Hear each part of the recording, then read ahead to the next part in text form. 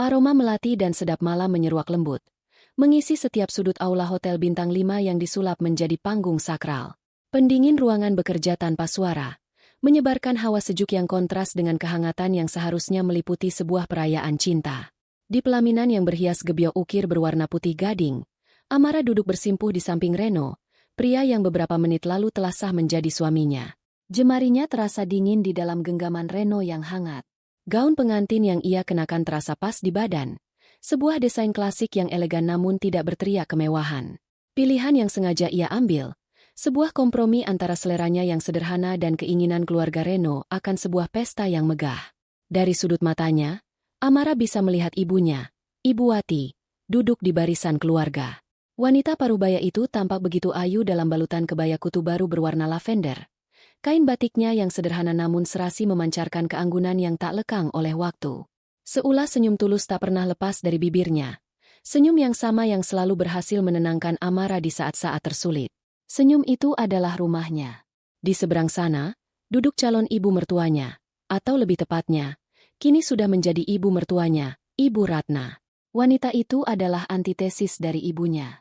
Dalam balutan gaun malam rancangan desainer ternama yang berkilauan, perhiasan berlian di leher dan pergelangan tangannya seakan berlomba mencuri cahaya lampu kristal di atas mereka.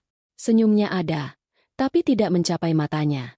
Matanya sibuk mengawasi, menilai setiap tamu yang datang, setiap detail acara, seolah sedang menginspeksi sebuah proyek investasi. Sejak awal, Amara sudah merasakan getaran tak nyaman itu. Saat prosesi lamaran, Ibu Ratna pernah berujar dengan nada manis yang dibuat-buat. "Oh, jadi Ibu Wati ini guru SD honorer ya? Sungguh sebuah pengabdian yang mulia." Kata honorer itu sengaja ia tekankan, sebuah penanda status yang tak terucap. Amara yang saat itu duduk di sebelahnya hanya bisa mengepalkan tangan di bawah meja. Ia ingin sekali berkata bahwa gaji ibunya yang hanya honorer itu telah berhasil membesarkannya menjadi seorang sarjana, menjadi seorang wanita yang kini bisa berdiri di atas kakinya sendiri, bahkan lebih kokoh dari yang bisa dibayangkan oleh Ibu Ratna. Tapi ia menahannya. Demi Reno. Demi harapan akan sebuah keluarga baru. Reno adalah pria yang baik. Setidaknya, itu yang selalu Amara katakan pada dirinya sendiri. Ia perhatian, sopan, dan tampak tulus mencintainya. Satu-satunya kekurangan Reno adalah ia produk dari ibunya. Ia tumbuh dalam bayang-bayang Ibu Ratna yang dominan, terbiasa menuruti setiap keinginan dan standar tinggi yang ditetapkan oleh sang ibu. Reno tidak pernah benar-benar belajar untuk memiliki pendiriannya sendiri, terutama jika itu berseberangan dengan kehendak ibunya. Amara berharap, dengan pernikahan ini, ia bisa pelan-pelan membantu Reno untuk menjadi dirinya sendiri, untuk menjadi pemimpin dalam rumah tangga mereka. Sebuah harapan yang kini terasa begitu rapuh. "Amara, senyum yang manis dong, sayang." Wartawan dari majalah Prestige itu dari tadi menyorot ke arahmu. Bisik Reno lembut, menyadarkan Amara dari lamunannya. Amara memaksakan seulas senyum. Majalah Prestige. Tentu saja. Ibu Ratna pasti telah memastikan bahwa pernikahannya ini menjadi berita utama di rubrik sosialita. Bukan karena kebahagiaan putranya, tapi lebih sebagai penegasan status keluarganya. Amara melirik ke arah ibunya lagi. Ibu Wati sedang berbincang dengan salah seorang kerabat jauh. Tawa kecilnya terdengar tulus. Amara merasa hatinya sedikit menghangat. Ia tidak peduli dengan semua kemegahan palsu ini. Yang terpenting adalah ibunya ada di sini, menyaksikan hari bahagianya, dengan senyum di wajahnya.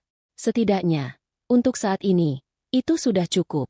Ia tidak pernah memberitahu keluarga Reno tentang siapa dirinya yang sebenarnya. Bagi mereka, Amara adalah seorang manajer event organizer kelas menengah, dengan gaji yang lumayan namun tidak istimewa. Sebuah cerita latar yang ia ciptakan dengan sengaja. Ia lelah dinilai dari materi. Ia ingin dicintai karena dirinya apa adanya. Kenyataannya, Amara adalah pendiri sekaligus CEO dari sebuah perusahaan rintisan di bidang teknologi finansial yang sedang naik daun. Ia adalah seorang investor cerdas yang dalam diam telah mengumpulkan aset yang nilainya mungkin bisa membeli seluruh isi dari aula pernikahan ini, termasuk perhiasan yang dikenakan Ibu Ratna. Ia menyembunyikan semua itu bukan karena malu, tapi karena ia ingin melindungi dirinya dan ibunya dari dunia yang terobsesi pada label harga. Ia ingin memastikan Reno menikahinya karena cinta, bukan karena potensi kekayaannya. Sesi pemberian selamat dimulai. Para tamu dari kalangan atas, teman-teman sosialita Ibu Ratna, berjalan silih berganti. Mereka menyalami Amara dengan senyum kaku. Mata mereka secepat kilat memindai penampilannya dari ujung rambut hingga ujung kaki, seolah mencari-cari celah. Selamat ya, Reno. Akhirnya dapat juga. Sederhana ya pilihanmu, ujar seorang wanita dengan tas kulit buaya yang harganya mungkin setara dengan biaya renovasi sekolah tempat ibunya mengajar. Reno hanya tertawa canggung, sementara Amara hanya tersenyum tipis. Ia sudah terbiasa.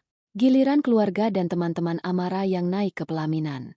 Mereka datang dengan tulus, dengan pelukan hangat dan doa yang jujur.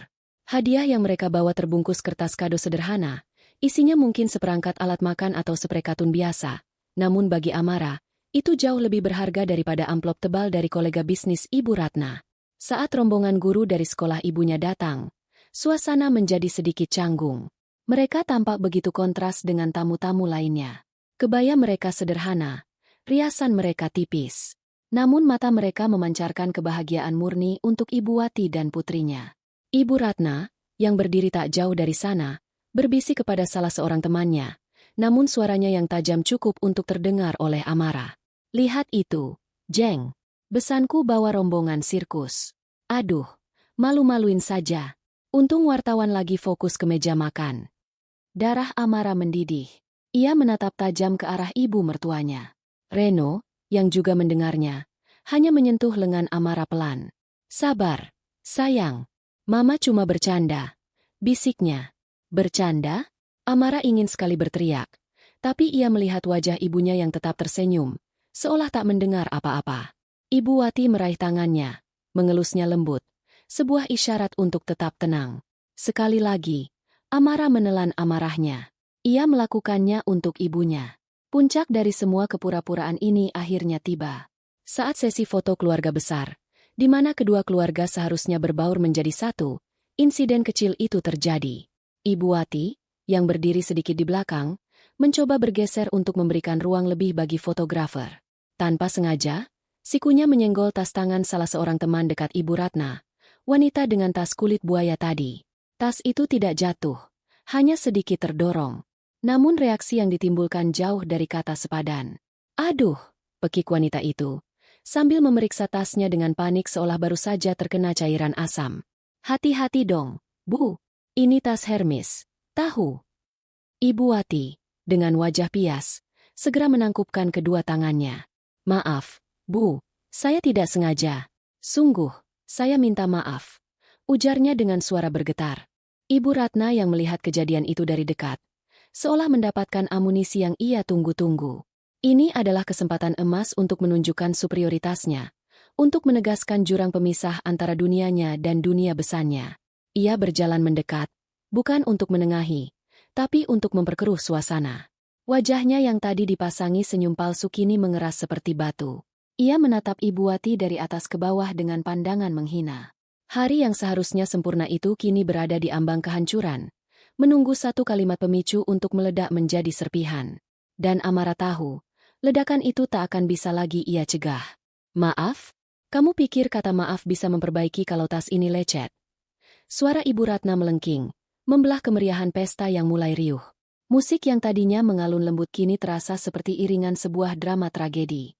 Semua mata yang tadinya tertuju pada pasangan pengantin, kini beralih ke sumber keributan. Para tamu dari kalangan atas memasang telinga, beberapa bahkan sudah mengeluarkan ponsel, siap mengabadikan drama gratis di depan mata. Teman-teman dan keluarga Amara tampak cemas, sementara teman-teman sosialita Ibu Ratna menyeringai, menikmati pertunjukan. Ibu Wati tampak semakin kecil di bawah tatapan tajam Ibu Ratna. Saya benar-benar tidak sengaja, Bu Ratna. Saya akan ganti rugi jika memang ada kerusakan. Cicitnya, suaranya nyaris hilang ditelan rasa takut dan malu. Tawa sinis meledak dari bibir Ibu Ratna. Ganti rugi? Kamu mau ganti rugi pakai apa? Pakai gaji honorermu itu? Kamu tahu tidak harga tas ini? Gajimu selama 10 tahun pun tidak akan cukup. Hardiknya, setiap kata bagai cambuk yang melecut harga diri Ibu Wati. Dunia Amara seakan berhenti berputar. Ia hanya bisa melihat ibunya yang berdiri gemetar, dipermalukan di depan ratusan orang di hari pernikahan putri satu-satunya. Ia menoleh ke arah Reno, mencari pertolongan, mencari pembelaan dari pria yang baru saja berjanji akan sehidup semati dengannya. Tapi yang ia temukan hanyalah wajah panik dan kebingungan. Reno melangkah maju, namun bukan untuk membela Ibu Wati. Ia justru memegang lengan ibunya. "Sudah, Ma, jangan di sini. Malu dilihat orang," bisik Reno, mencoba menarik ibunya menjauh. Kata, malu, itu menjadi pemicu akhir bagi Ibu Ratna, sekaligus menjadi vonis mati bagi pernikahan Amara. Ibu Ratna menepis tangan putranya dengan kasar. Ia merasa putranya tidak membelanya, dan melampiaskan semua amarahnya pada sosok yang dianggapnya paling lemah. Ia menunjuk lurus ke wajah Ibu Wati. "Justru ini yang bikin malu. Punya besan tidak tahu diri. Dari awal saya sudah tidak setuju Reno menikah dengan anaknya. Lihat saja penampilannya. Lihat keluarganya. Tidak ada yang selevel dengan kita. Dasar orang miskin. Tidak tahu diri. Bikin malu saja di pernikahan anak saya." Hening. Jika ada suara jarum jatuh ke lantai marmer aula itu, mungkin akan terdengar seperti dentuman meriam. Kalimat itu dilontarkan dengan volume maksimal dan penuh kebencian, menggema di seluruh ruangan. "Dasar orang miskin." Dua kata itu menusuk langsung ke jantung Amara, merobek sisa-sisa kesabaran dan harapan yang ia miliki. Ia melihat air mata mulai menggenang di pelupuk mata ibunya, melihat bahu wanita terkuat yang pernah ia kenal itu berguncang hebat menahan isak. Dan ia melihat Reno, suaminya. Pria itu hanya membeku di tempat. Mulutnya sedikit terbuka. Matanya melirik ke arah ibunya lalu ke arah Amara dengan tatapan tak berdaya. Tidak ada satu kata pun keluar dari mulutnya untuk membela Ibu Wati. Tidak ada satu gerakan pun untuk melindungi kehormatan ibu mertuanya. Di saat yang paling krusial, Reno memilih untuk diam. Dan dalam diamnya itu, Amara melihat masa depannya. Sebuah masa depan di mana ia dan ibunya akan selamanya menjadi objek hinaan, dan suaminya hanya akan menjadi penonton yang pasif. Sebuah saklar di dalam diri Amara terbalik. Api amarah yang selama ini ia tekan, yang ia pendam demi sebuah ilusi kebahagiaan, kini meledak menjadi kobaran api yang dingin dan mematikan. Wajahnya yang tadi tegang kini menjadi tenang, setenang danau sebelum badai. Ia melepaskan genggaman tangan Reno yang terasa asing. Ia tidak mengatakan apa-apa. Dengan langkah yang mantap dan tatapan yang lurus ke depan, ia berjalan menuruni pelaminan, melewati kerumunan tamu yang terpana. Tujuannya satu, kamar rias pengantin, tempat di mana ia menyimpan tasnya. Bukan tas tangan mungil yang serasi dengan gaunnya, tapi sebuah tas jinjing berukuran cukup besar. Di dalamnya, ada beberapa amplop tebal berisi uang tunai. Sebagian adalah sisa uang mahar yang ia minta dalam jumlah simbolis. Sebagian lagi adalah uang yang ia siapkan sebagai hadiah kejutan untuk orang tuanya, untuk merenovasi rumah mereka, untuk memberangkatkan mereka umrah. Uang hasil kerja kerasnya, uang yang menjadi bukti cintanya. Kini, uang itu akan memiliki fungsi yang baru. Beberapa detik kemudian, Amara kembali ke pusat drama. Ia berdiri di hadapan Ibu Ratna, matanya menatap lurus ke mata wanita sombong itu. Ia membuka tasnya, dan tanpa ragu, mengeluarkan seluruh isinya. Gepokan uang kertas 100 ribuan yang masih baru dan renyah, terikat rapi dengan karet gelang, ia pegang dengan kedua tangannya. Jumlahnya sangat banyak, cukup untuk membuat semua orang yang melihatnya menahan napas. "Anda butuh uang ganti rugi, kan?" desis Amara, suaranya rendah namun tajam. "Anda pikir semua di dunia ini bisa diukur dengan uang, kan? Anda pikir ibu saya miskin?" Tanpa menunggu jawaban, Amara mengangkat tangannya tinggi-tinggi. Dan dengan satu gerakan penuh amarah yang terkontrol, ia melemparkan semua gepokan uang itu tepat ke wajah Ibu Ratna. Plah, plah, plah. Suara uang yang menghantam wajah dan tubuh Ibu Ratna terdengar begitu nyata. Hujan uang kertas berwarna merah menyebar di udara, kemudian berjatuhan di sekitar kaki Ibu Ratna seperti daun-daun di musim gugur. Wanita itu terhuyung mundur, matanya membelalak tak percaya. Lebih karena syok dan malu daripada rasa sakit. Di tengah keheningan yang mencekam itu, suara Amara kembali terdengar, lantang dan jelas, tanpa getar sedikit pun. "Uang ini mungkin bisa membeli harga diri Anda, mungkin bisa membeli puluhan tas Hermes yang Anda banggakan. Tapi uang ini, bahkan seluruh kekayaan saya, tidak akan pernah cukup untuk membeli setetes air mata dan harga diri ibu saya yang sudah Anda injak-injak hari ini." Ia berhenti sejenak. Tatapannya menyapu Reno yang masih mematung, lalu kembali ke Ibu Ratna yang gemetar. Pernikahan yang didasari oleh penghinaan seperti ini tidak pantas untuk dipertahankan. Dengan gerakan perlahan dan simbolis, Amara menarik cincin kawin bertahtakan berlian dari jari manisnya. Cincin pilihan Ibu Ratna. Tentu saja. Ia tidak melemparkannya. Ia berjalan ke meja terdekat dan meletakkan cincin itu dengan hati-hati. Suara denting kecil saat logam itu bertemu permukaan kaca meja terdengar seperti lonceng kematian bagi pernikahan mereka. Ia kemudian berbalik, berjalan menghampiri ibunya yang masih menangis dalam diam. Ia merengkuh bahu ibunya dengan lembut namun kokoh. "Ayo, Bu, kita pulang. Tempat kita bukan di sini," bisiknya. Ia menuntun ibunya, melewati lautan manusia yang memberinya jalan, melewati hujan uang kertas merah yang berserakan di lantai, meninggalkan kemegahan palsu, meninggalkan Reno yang akhirnya memanggil namanya dengan suara putus asa, dan meninggalkan Ibu Ratna yang berdiri terhina di tengah tumpukan uang yang menjadi simbol kekalahannya. Saat pintu aula tertutup di belakangnya, Amara tidak menoleh sedikit pun. Pesta telah berakhir, dan perang baru saja dimulai. Perjalanan keluar dari aula hotel itu terasa seperti melewati sebuah terowongan panjang yang dipenuhi tatapan mata. Setiap pasang mata terasa seperti jarum, menusuk kulit Amara dan ibunya. Bisikan-bisikan mulai terdengar seperti desis ular, menyebar dari satu meja ke meja lain. Amara tidak mempedulikannya. Ia memasang wajah tanpa ekspresi, dagunya terangkat, tangannya menggenggam erat lengan ibunya, menjadi perisai bagi wanita itu dari dunia yang tiba-tiba menjadi begitu kejam. Bapaknya berjalan di depan, sosoknya yang biasanya tenang kini memancarkan aura kemarahan yang tertahan, membuka jalan bagi istri dan anaknya. Mereka tidak menoleh ke belakang saat Reno meneriakkan nama Amara. Suara pria itu terdengar jauh, teredam oleh dinding kaca tebal dan pintu yang tertutup rapat, memisahkan dua dunia yang seharusnya bersatu hari itu. Di lobi hotel yang mewah, beberapa tamu yang baru datang menatap bingung pada rombongan kecil dengan wajah sembab yang kontras dengan gaun pengantin yang masih dikenakan Amara. Petugas valet yang tadi pagi menyambut mereka dengan senyum ramah kini menatap dengan canggung, buru-buru mengambil mobil keluarga mereka. Sebuah mobil MPV sederhana yang tampak begitu kerdil di antara deretan sedan Eropa yang mengkilap. Di dalam mobil, keheningan terasa memekakan. Bapaknya fokus menyetir. Buku-buku jarinya memutih di roda kemudi. Ibu Wati duduk di kursi belakang, memalingkan wajah ke jendela, menatap gemerlap lampu kota Jakarta yang kini terasa mengejek. Isak tangisnya sudah berhenti, namun getaran di bahunya masih terasa. Amara duduk di kursi depan. Tatapannya kosong menembus kaca depan. Adrenalin yang tadi memompanya kini surut, meninggalkan rasa lelah yang luar biasa dan sebuah lubang menganga di hatinya. Ia tidak menyesali keputusannya. Tidak sedetik pun. Yang ia sesali adalah mengapa ia tidak melihat tanda-tanda itu lebih awal.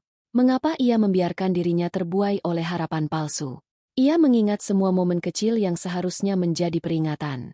Saat Ibu Ratna mengomentari pilihan universitasnya yang bukan universitas swasta ternama. Saat Ibu Ratna membanding-bandingkan pekerjaannya dengan pekerjaan menantu teman-temannya yang menjadi dokter atau pengacara. Saat Reno selalu mengakhiri perdebatan mereka dengan kalimat, "Ya sudah, ikuti saja kata Mama, biar cepat." Semua kepingan puzzle itu kini tersusun rapi, membentuk sebuah gambar yang mengerikan. Ia tidak akan pernah menjadi menantu yang cukup baik di mata Ibu Ratna. Dan Reno tidak akan pernah menjadi suami yang cukup kuat untuk melindunginya. Kepasifan Reno di saat ibunya dihina adalah bukti final. Itu bukan lagi tentang cinta atau kesalahpahaman.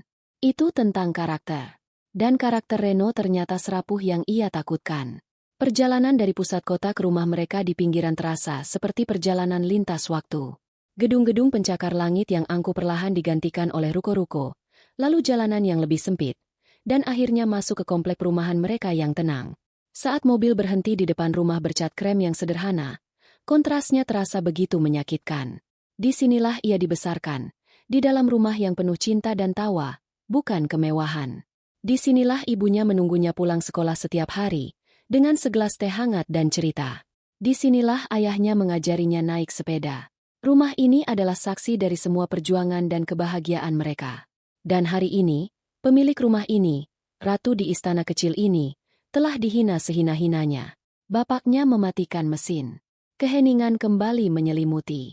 "Sudah sampai," ujarnya pelan, suaranya serak. Amara yang pertama kali turun. Ia membukakan pintu untuk ibunya. "Ayo, Bu, kita sudah di rumah." Ibu Wati turun dari mobil seperti robot. Langkahnya berat. Begitu masuk ke dalam rumah, kehangatan yang familiar seolah memecahkan bendungan air matanya. Ia terduduk di sofa ruang tamu, dan tangisnya pecah. Bukan tangis meraung-raung, melainkan isak tangis yang tertahan, yang menyeratkan luka yang begitu dalam. Bapaknya langsung memeluknya, mengelus punggungnya dengan gerakan menenangkan. Amara membiarkan mereka sejenak. Ia berjalan ke kamarnya. Tempat gaun pengantin ini terasa semakin menyesakkan. Dengan gerakan cepat, ia melepaskan semua atribut pernikahan itu. Gaun yang berat, hiasan rambut yang menusuk, sepatu hak tinggi yang menyiksa. Ia menggantinya dengan kaos oblong longgar dan celana piyama. Ia menghapus riasan tebal di wajahnya, menggosoknya hingga kulitnya memerah, seolah ingin menghapus semua jejak hari yang terkutuk itu. Saat ia kembali ke ruang tamu, ibunya sudah sedikit lebih tenang, dengan segelas air hangat di tangannya. Amara duduk di sampingnya, meraih tangan ibunya yang terasa dingin. "Bu," panggilnya lembut. Ibu Wati menoleh, matanya bengkak dan merah. "Maafkan ibu ya, Enduk. Gara-gara ibu, hari bahagiamu jadi hancur." Lirihnya, rasa bersalah terpancar jelas di wajahnya. Hati Amara teriris mendengarnya. "SSSTTT," desisnya sambil menggeleng kuat. "Ibu tidak salah apa-apa. Jangan pernah berpikir begitu. Mereka yang salah. Mereka yang tidak punya hati. Tapi pernikahanmu, nak. Ini bukan pernikahan, Bu. Ini penghinaan yang dibungkus pesta." Potong Amara dengan nada tegas. "Aku tidak akan pernah bisa hidup dengan orang yang tidak bisa menghormati ibu. Tidak akan pernah." Mereka terdiam lagi. Amara bisa merasakan kelelahan yang luar biasa dari ibunya. Ia menuntun ibunya ke kamar, membantunya berganti pakaian, dan menyelimutinya. "Ibu istirahat, ya. Jangan pikirkan apa-apa lagi. Semuanya sudah selesai." Ibu Wati mengangguk lemah, matanya terpejam. Namun Amara tahu, ibunya tidak akan bisa benar-benar beristirahat. Luka di hati tidak bisa disembuhkan hanya dengan tidur. Amara duduk di tepi ranjang, memandangi wajah lelah ibunya yang kini terlelap. Di bawah cahaya lampu tidur yang temaram, ia bisa melihat garis-garis halus di wajah ibunya, jejak waktu dan perjuangan. Ia mengingat bagaimana ibunya akan tetap tersenyum meski baru saja berjalan kaki jauh untuk menghemat ongkos. Ia mengingat bagaimana ibunya rela tidak membeli baju baru agar bisa membelikannya buku pelajaran. Semua pengorbanan itu, semua cinta tanpa syarat itu, hari ini dibalas dengan ludah hinaan. Di saat itulah, di keheningan kamar yang hanya diisi oleh deru napas teratur ibunya, sumpah itu terbentuk. Bukan sumpah yang terucap, melainkan sumpah yang terpatri di dalam jiwa. Amarah yang tadi meledak kini telah mendingin, membeku menjadi sebongkah es yang tajam dan fokus. Ini bukan lagi sekadar emosi sesaat. Ini adalah sebuah keputusan. Sebuah proyek. Ia akan membalas mereka. Bukan dengan teriakan atau makian. Itu terlalu mudah. Terlalu murah. Ia akan membalas mereka dengan cara yang paling menyakitkan bagi orang-orang seperti Ibu Ratna. Ia akan mengambil apa yang paling mereka puja, apa yang menjadi Tuhan mereka. Ia akan meruntuhkan panggung sandiwara mereka, satu persatu. Ia akan menghancurkan reputasi yang mereka bangun dengan susah payah di atas tumpukan kebohongan. Ia akan mengeringkan sumber kekayaan yang menjadi satu-satunya harga diri mereka. Ia akan membuat Ibu Ratna merasakan bagaimana rasanya menjadi kecil. Bagaimana rasanya dipandang rendah. Bagaimana rasanya tidak memiliki apa-apa untuk dibanggakan. Ia akan membuat wanita itu datang kepadanya, bukan sebagai ibu mertua yang angkuh, tapi sebagai seorang pesakitan yang memohon ampun.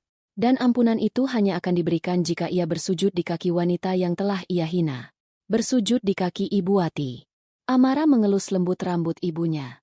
"Tidur yang nyenyak, Bu," bisiknya. "Biar Amara yang selesaikan ini semua." Ia bangkit dari ranjang, berjalan keluar kamar dengan langkah tanpa suara. Ia menuju ruang kerjanya yang kecil, menyalakan laptopnya. Cahaya biru dari layar menerangi wajahnya yang kini tampak berbeda.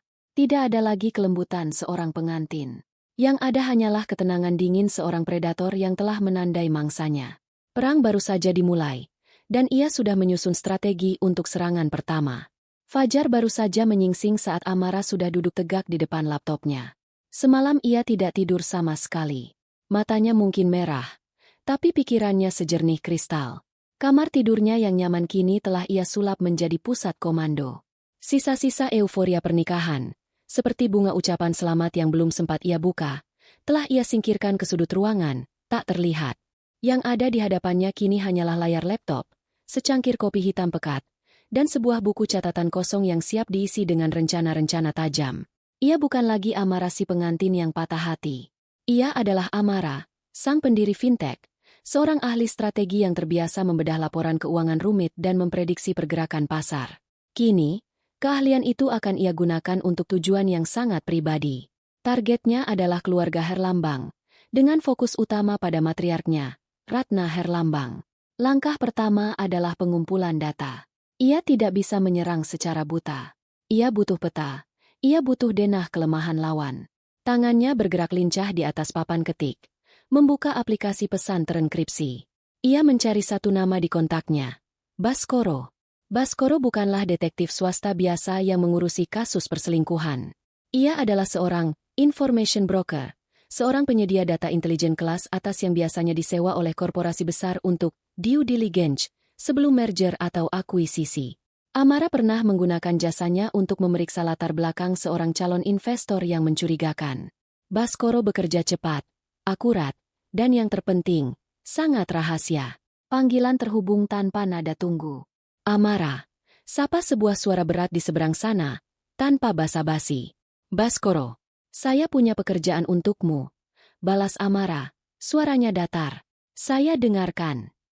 Target, keluarga Reno Herlambang. Fokus utama, Ratna Herlambang, istrinya. Saya mau semuanya. Laporan keuangan pribadi dan perusahaan, daftar aset, daftar utang, pinjaman bank, tagihan kartu kredit, gaya hidup, lingkaran pertemanan, keanggotaan klub, jadwal arisan. Saya mau tahu di mana ia belanja, dengan siapa ia makan siang, siapa teman terdekatnya, dan siapa musuh dalam selimutnya. Saya mau semua titik lemahnya, sekecil apapun. Jangan ada batu yang tidak dibalik. Kerahasiaan absolut. Berapapun biayanya. Terdengar jeda sejenak di seberang sana. Mungkin Baskoro sedikit terkejut dengan tingkat kedetailan dan nuansa pribadi dari permintaan klien korporatnya ini. Dipahami. Jawabnya akhirnya. Laporan awal dalam 24 jam. Laporan lengkap dalam 3 hari. Saya tunggu, kata Amara. Lalu menutup panggilan. Mesin telah berjalan. Sambil menunggu laporan pertama dari Baskoro, Amara tidak tinggal diam. Ia membuka perambannya, mulai melakukan risetnya sendiri. Ia mengetik nama, Ratna Herlambang, dan Reno Herlambang. Yang muncul adalah citra yang telah dikonstruksi dengan sangat hati-hati. Foto-foto di portal berita gaya hidup, menampilkan Ibu Ratna di berbagai acara amal, peresmian butik, dan pesta ulang tahun mewah. Selalu dengan senyum lebar, gaun mahal, dan dikelilingi oleh wanita-wanita sejenisnya.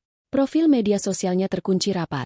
Namun dari beberapa foto yang di-tag oleh teman-temannya yang akunnya terbuka, terlihat jelas gaya hidup yang luar biasa boros. Liburan ke Eropa, tas-tas bermerek edisi terbatas, jamuan makan di restoran paling eksklusif. Amara tersenyum sinis. Sebuah fasad yang sempurna. Tapi setiap fasad pasti memiliki retakan. Tugasnya adalah menemukan retakan itu dan menghancurkannya menjadi berkeping-keping. 24 jam kemudian, sebuah email terenkripsi masuk ke laptopnya. Laporan awal dari Baskoro. Isinya adalah pemetaan sosial. Daftar lengkap anggota arisan, Diamond Circle, yang diikuti Ibu Ratna. Lengkap dengan profil singkat setiap anggota. Jadwal pertemuan mereka. Setiap Selasa pertama setiap bulan. Bergiliran di rumah anggota atau restoran mewah. Ada juga daftar teman-teman terdekatnya, yang Baskoro tandai sebagai Inner Circle. Dan beberapa nama yang ia tandai sebagai frenemies atau rival sosial.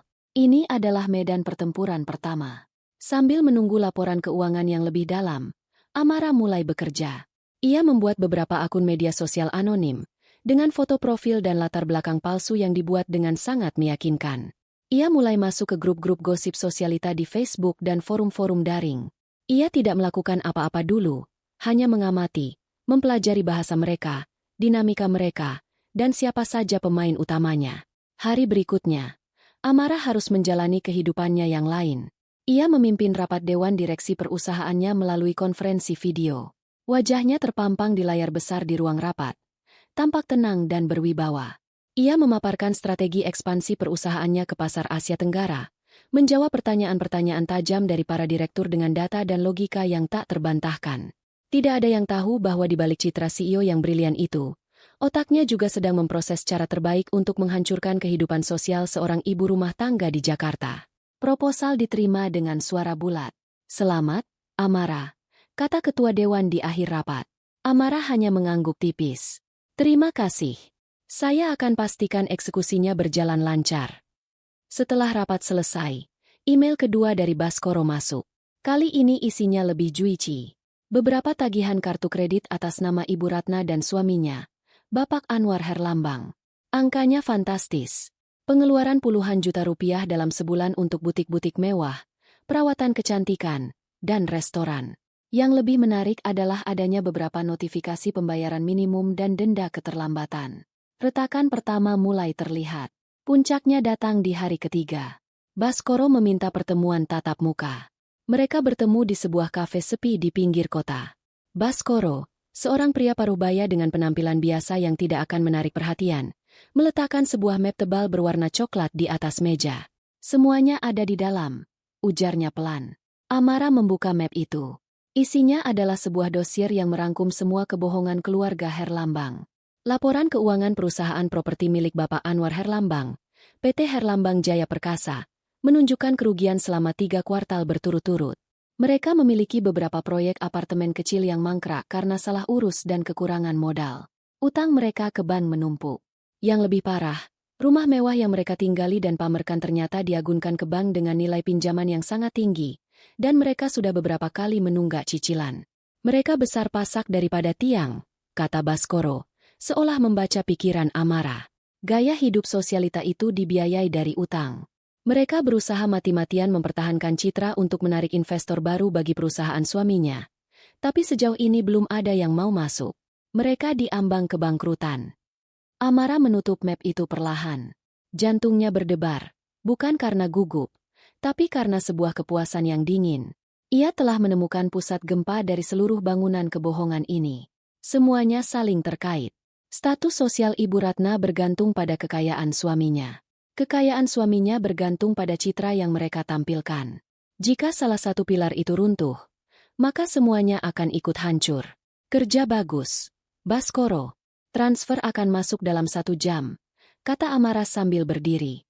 "Senang berbisnis denganmu," balas Baskoro, lalu menghilang di antara keramaian. Amara kembali ke mobilnya, meletakkan map coklat itu di kursi sebelahnya. Itu bukan lagi sekadar tumpukan kertas. Itu adalah senjatanya. Ia sudah tahu di mana harus menembak lebih dulu. Bukan fondasi keuangan mereka. Itu akan menjadi serangan pamungkas. Serangan pertama harus ditujukan pada apa yang paling rapuh dan paling dibanggakan oleh Ibu Ratna, panggung sosialnya. Arisan, Diamond Circle, yang akan diadakan hari Selasa depan akan menjadi target pertamanya. Ia tersenyum tipis. Sang ratu sosialita bahkan tidak akan tahu apa yang akan menghantamnya. Beberapa hari setelah insiden pernikahan, keluarga Herlambang mencoba untuk melakukan mode pengendalian kerusakan. Telepon dari Reno yang berisi permohonan maaf dan permintaan untuk bertemu tak henti-hentinya masuk ke ponsel Amara. Semuanya ia abaikan. Pesannya selalu sama. "Amara, tolong, kita bisa bicarakan ini." Mama sangat menyesal. Dia tidak bermaksud begitu. Amara hanya tersenyum dingin setiap kali membaca pesan itu. Tidak bermaksud begitu? Penghinaan yang begitu terartikulasi tidak mungkin lahir dari ketidaksengajaan. Itu adalah puncak dari gunung es kebencian yang selama ini tersembunyi di bawah permukaan. Di rumahnya, Ibu Ratna mengurung diri. Malu dan amarah bergejolak dalam dirinya. Ia marah pada Amara karena berani mempermalukannya, marah pada besannya yang ia anggap sebagai sumber masalah, dan marah pada dunia karena video insiden itu, meskipun belum tersebar luas, sudah mulai menjadi bisik-bisik di antara beberapa tamu yang hadir. Namun, ia masih percaya diri. Ia menganggap ini hanya badai kecil dalam cangkir teh. Lingkarannya, teman-teman sosialitanya, pasti akan membelanya. Mereka adalah bentengnya. Ia belum sadar bahwa benteng itu akan menjadi yang pertama kali Amara runtuhkan. Di ruang kerjanya, Amara bergerak seperti seorang jenderal yang mempersiapkan serangan fajar. Ia tidak terburu-buru. Ia tahu bahwa dalam perang reputasi, waktu adalah segalanya. Ia membuka beberapa akun media sosial anonim yang telah ia siapkan. Masing-masing dengan kepribadian yang berbeda. Ada akun, Tante_Rempong_official, yang bergaya ibu-ibu suka bergosip. Ada, Mata_Sosialita, yang bergaya pengamat mode kelas atas, dan yang paling utama, kebenaran_Jakarta, sebuah akun yang ia posisikan sebagai pembocor berita-berita eksklusif dari kalangan elit. Selama beberapa hari, Amara menggunakan akun-akun ini untuk berinteraksi di berbagai grup dan forum gosip. Ia mengomentari berita lain, membagikan informasi ringan yang tidak berbahaya, membangun kredibilitas. Ia ingin saat ia menjatuhkan bomnya, orang-orang sudah terbiasa melihat nama akunnya dan menganggapnya sebagai sumber yang terpercaya. Kemudian, ia mulai mengerjakan senjatanya. Video dari ponsel salah satu sepupunya yang merekam seluruh kejadian itu ia transfer ke laptopnya. Ia tidak akan menyebarkannya mentah-mentah. Ia membukanya di aplikasi penyunting video. Jemarinya yang biasa menari di atas baris kode pemrograman kini dengan lihai memotong dan menyambung rekaman. Ia membuang bagian-bagian yang tidak perlu, memfokuskan video hanya pada 2 momen kunci. Saat Ibu Ratna melontarkan serangkaian hinaan puncaknya dengan kata-kata, "Dasar orang miskin," dan saat Amara melemparkan segepok uang ke wajahnya. Ia memperlambat sedikit adegan hujan uang itu untuk efek dramatis.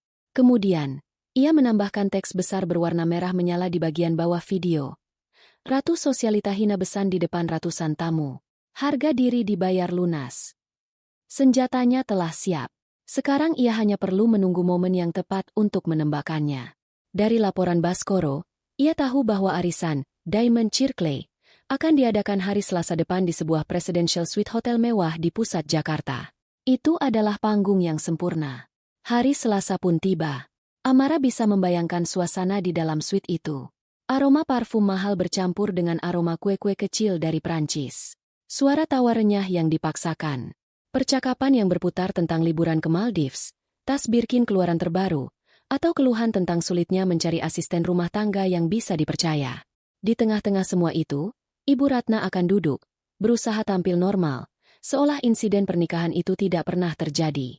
Mungkin ia akan sedikit membual tentang betapa megahnya acara putranya, tentu saja dengan menghilangkan bagian akhirnya. Amara duduk di depan 3 monitor sekaligus di ruang kerjanya. Satu monitor menampilkan rekaman CCTV lalu lintas di sekitar hotel target, memberinya gambaran tentang siapa saja yang datang. Monitor kedua menampilkan grup-grup WhatsApp dan forum gosip yang menjadi sasarannya. Monitor ketiga menampilkan video yang sudah ia siapkan. Pukul 3 sore. Arisan sedang berada di puncaknya. Itulah saatnya.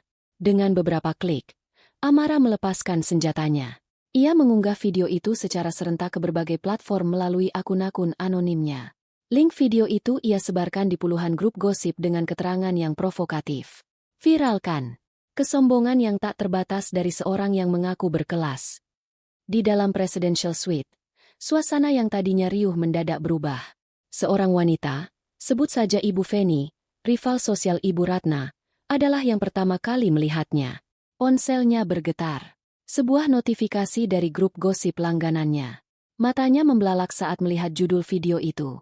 Tanpa suara, ia memasang earphone nirkabelnya dan menekan tombol putar. Wajahnya berubah dari penasaran menjadi syok, lalu menjadi sebuah senyuman puas yang coba ia sembunyikan. Ia menyenggol teman di sebelahnya. "Lihat ini, Jeng. Gila," bisiknya. Seperti api yang menjalar di rumput kering, video itu menyebar dari satu ponsel ke ponsel lain di ruangan itu. Suara tawa perlahan mereda, digantikan oleh keheningan yang canggung dan desis bisikan. Semua orang mencoba untuk tidak terlihat sedang menonton, namun gerakan mata mereka yang terus melirik layar ponsel dan sesekali ke arah Ibu Ratna yang tidak sadar, sudah cukup menjelaskan semuanya. Ibu Ratna, yang sedang asyik bercerita tentang rencananya merenovasi teras rumahnya, mulai merasa ada yang aneh. Mengapa semua orang tiba-tiba diam? Mengapa mereka menatapnya dengan pandangan aneh? Campuran antara kasihan dan jijik. Kenapa pada diam? Ada yang lucu di HP masing-masingnya? Tanyanya, mencoba mencairkan suasana dengan tawa yang terasa hambar. Tidak ada yang menjawab. Akhirnya, Ibu Feni, dengan ekspresi prihatin yang dibuat-buat, angkat bicara. "Ratna, sayang mungkin kamu perlu lihat ini," ujarnya sambil menyodorkan ponselnya. Ibu Ratna meraih ponsel itu dengan bingung. Dan di sanalah ia melihatnya. Wajahnya sendiri, dalam tampilan close-up yang tidak menarik, sedang berteriak-teriak. Ia mendengar suaranya sendiri melontarkan kata-kata keji itu. Lalu ia melihat adegan yang paling memalukan, hujan uang kertas merah yang menghantam wajahnya. Di bawahnya, kolom komentar sudah dipenuhi ribuan hujatan. Wajah Ibu Ratna memucat. Darah seolah tersedot habis dari mukanya. Ruangan terasa berputar. Suara dengungan memenuhi telinganya. Ia menatap sekelilingnya, ke wajah teman-teman yang selama ini ia anggap sebagai sekutunya. Tidak ada simpati di sana. Yang ada hanyalah tatapan dingin, penghakiman, dan beberapa orang bahkan tampak menikmati penderitaannya. Ini tidak seperti kelihatannya. Gagapnya, mencoba membela diri. Ini salah paham. Video ini diedit. Sudahlah, Ratna, kata sang tuan rumah dengan nada lelah. Mungkin lebih baik kamu pulang dulu. Tenangkan diri. Sepertinya kamu sedang tidak sehat. Itu adalah sebuah pengusiran yang dibungkus dengan kalimat sopan. Satu persatu, teman-temannya mulai membuat alasan. Aduh, aku baru ingat ada janji sama dokter gigi. Anakku telepon, minta dijemput sekarang. Kayaknya aku juga mau pamit dulu. Tiba-tiba pusing.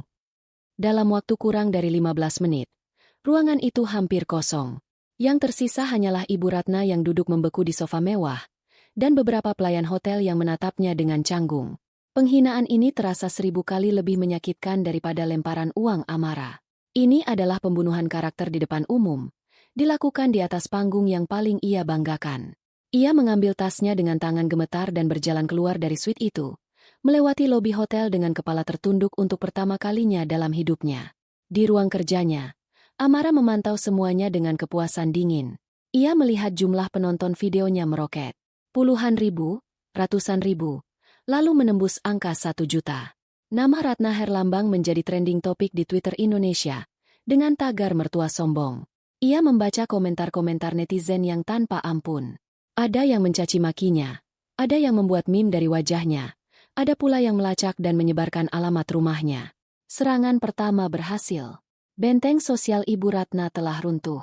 Reputasinya hancur lebur. Amara tahu, ini baru permulaan. Rasa malu sosial bisa pudar seiring waktu.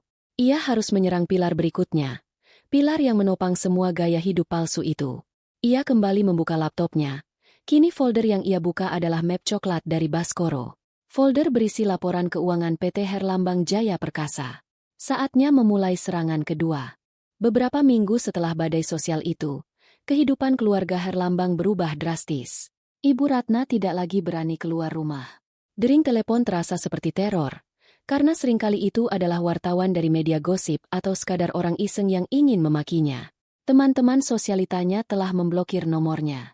Ia terisolasi dalam sangkar emasnya yang kini terasa seperti penjara.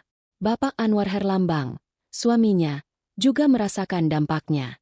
Beberapa calon investor potensial yang sedang ia dekati tiba-tiba membatalkan janji pertemuan dengan alasan yang tidak jelas. Nama baik keluarga yang tercoreng ternyata berpengaruh langsung pada kepercayaan bisnis. Mereka berada di ujung tanduk. Tagihan utang semakin menumpuk, dan tekanan dari bank untuk segera melunasi tunggakan cicilan rumah semakin kencang. Bapak Anwar menghabiskan hari-harinya dengan frustrasi, menelepon ke sana kemari mencari pinjaman, namun semua pintu seolah tertutup. Ia adalah seorang pengusaha generasi tua yang tidak begitu paham seluk-beluk keuangan modern. Ia hanya tahu cara membangun dan menjual properti. Kini, saat fondasi keuangannya goyah, ia benar-benar kebingungan. Di sisi lain, Amara bekerja dengan presisi seorang ahli bedah. Ia tahu bahwa membiarkan mereka bangkrut begitu saja tidak akan memberikan kepuasan maksimal. Ia ingin memberikan mereka harapan palsu terlebih dahulu, mengangkat mereka sedikit, sebelum akhirnya menjatuhkan mereka ke jurang yang paling dalam. Langkah pertamanya adalah mendirikan sebuah perusahaan cangkang. Dengan bantuan tim hukumnya yang paling terpercaya, ia mendaftarkan sebuah perseroan terbatas dengan nama yang terdengar kokoh dan profesional, PT Nusantara Capital Investama. Kantornya hanyalah sebuah alamat virtual, dan direktur yang tercatat di akta adalah seorang pengacara junior di firma hukumnya, seorang pemuda cerdas dan loyal bernama Dani. Semua aliran dana untuk perusahaan ini ia atur melalui beberapa lapisan rekening, agar tidak bisa dilacak kembali kepadanya. Setelah PT Nusantara Capital Investama resmi berdiri, Amara memerintahkan timnya untuk melakukan langkah kedua, mengakuisisi utang-utang kecil PT Herlambang Jaya Perkasa. Mereka menghubungi supplier bahan bangunan, kontraktor kecil, dan kreditur perorangan yang pembayarannya telah ditunggak oleh Bapak Anwar. Dengan menawarkan pembayaran tunai sedikit di bawah nilai tagihan, banyak dari mereka yang dengan senang hati menjual piutangnya. Dalam waktu singkat, Nusantara Capital telah menjadi salah satu kreditur signifikan bagi perusahaan Herlambang, sebuah fakta yang belum diketahui oleh Bapak Anwar. Langkah ketiga adalah yang paling krusial, pendekatan. Suatu sore, saat Bapak Anwar sedang duduk termenung di kantornya yang sepi, teleponnya berdering.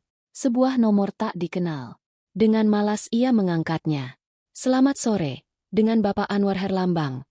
Sapa sebuah suara muda yang terdengar profesional. "Iya, saya sendiri. Ini siapa ya?" "Saya Dani, dari PT Nusantara Capital Investama. Kami adalah sebuah perusahaan investasi yang memiliki fokus pada revitalisasi aset properti. Kami telah mempelajari portofolio PT Herlambang Jaya Perkasa, dan kami melihat ada beberapa potensi yang belum tergali. Apakah Bapak ada waktu untuk bertemu dan berdiskusi lebih lanjut?" Jantung Bapak Anwar seolah berhenti berdetak sejenak, lalu berpacu kencang. Investor?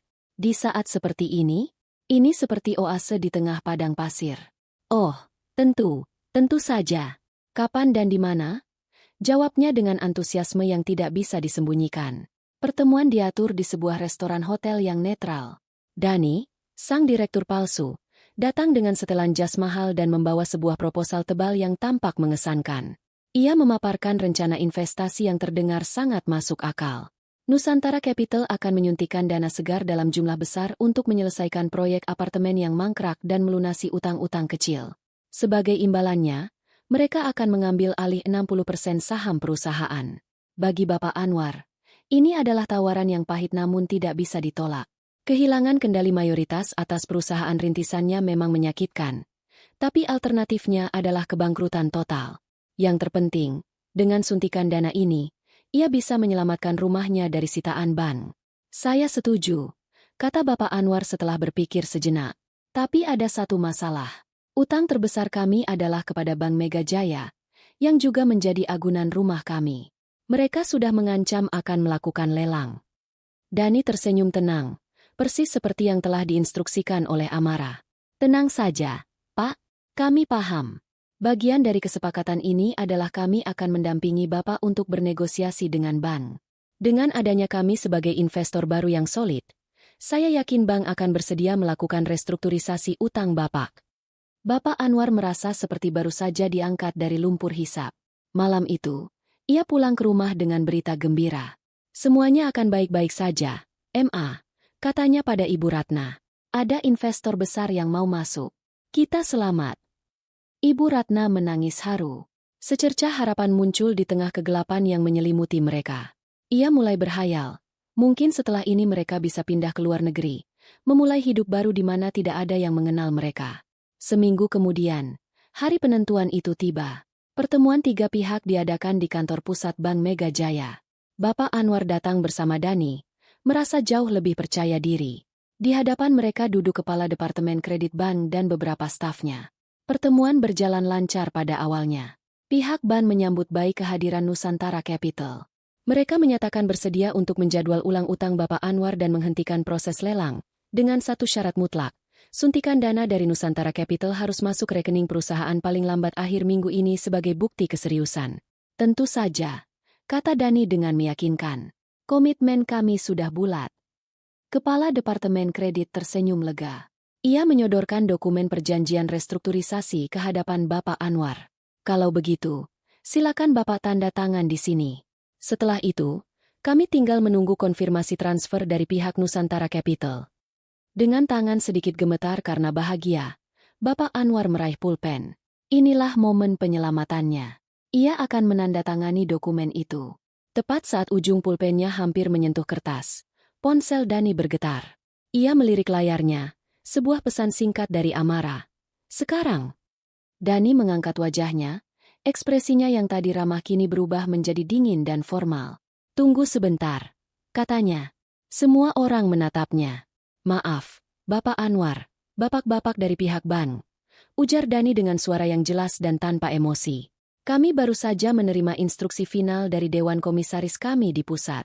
Setelah melakukan peninjauan ulang mendadak atas kondisi pasar dan juga mempertimbangkan risiko reputasi yang melekat pada keluarga Herlambang akhir-akhir ini, PT Nusantara Capital Investama dengan menyesal memutuskan untuk menarik kembali seluruh tawaran investasi kami. Efektif pada detik ini juga." Ruangan itu hening seketika.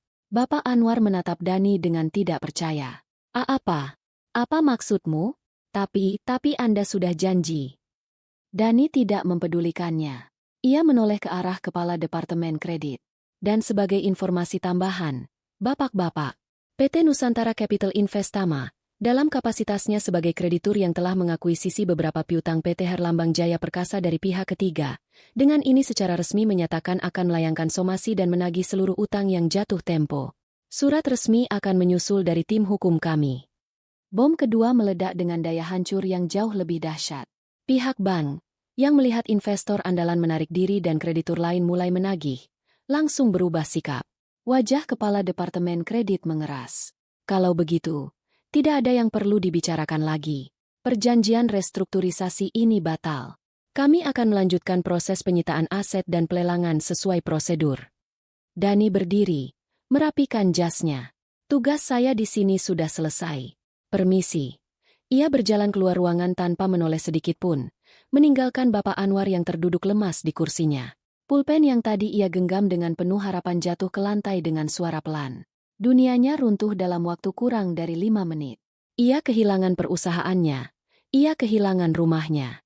Ia kehilangan segalanya. Di seberang jalan, di dalam sebuah mobil dengan kaca gelap, Amara menurunkan ponselnya setelah menerima pesan singkat dari Dani yang berbunyi, "Selesai." Ia melihat sosok Bapak Anwar yang berjalan gontai keluar dari gedung bank, tampak seperti pria yang menua 20 tahun dalam sekejap. Ia melihat pria itu mengeluarkan ponsel, mungkin untuk menelepon istrinya dan menyampaikan kabar kiamat itu. Tidak ada rasa kasihan di hati Amara. Yang ada hanyalah kepuasan dingin dari sebuah rencana yang berjalan sempurna. Pilar kedua telah ia hancurkan. Kini keluarga Herlambang tidak hanya miskin reputasi, tapi juga miskin secara harfiah. Ia menyalakan mesin mobilnya dan melaju pergi. Masih ada satu babak terakhir yang harus ia mainkan. Babak penghakiman. Efek dari runtuhnya PT Herlambang Jaya Perkasa terasa seperti gelombang tsunami yang menyapu bersih semua sisa kemewahan dalam kehidupan keluarga Herlambang. Surat sita dari bank bukan lagi sekadar ancaman, melainkan kenyataan pahit yang terpampang di gerbang rumah mereka. Beberapa pria berwajah datar datang dengan sebuah truk, menginventarisir dan mengangkut perabotan-perabotan mahal, lukisan-lukisan, dan semua benda yang menjadi simbol status mereka selama ini. Para tetangga yang dulu menatap mereka dengan iri, kini menonton drama itu dengan campuran rasa kasihan dan puas. Ibu Ratna pingsan saat melihat koleksi tas bermereknya dimasukkan ke dalam kardus oleh petugas sita. Bapak Anwar hanya bisa duduk di teras dengan tatapan kosong, seolah jiwanya telah ikut terangkut bersama barang-barangnya. Di tengah neraka domestik itu, Reno merasa seperti orang asing di rumahnya sendiri. Dunia yang ia kenal, dunia yang nyaman dan serba ada, lenyap dalam sekejap mata. Mobil sport yang menjadi kebanggaannya ditarik oleh perusahaan pembiayaan. Kartu kredit platinumnya ditolak saat ia mencoba membeli sebungkus rokok di minimarket. Posisi direktur pemasaran di perusahaan ayahnya, yang ia dapatkan dengan mudah setelah lulus kuliah, kini tidak lebih dari sebuah kenangan.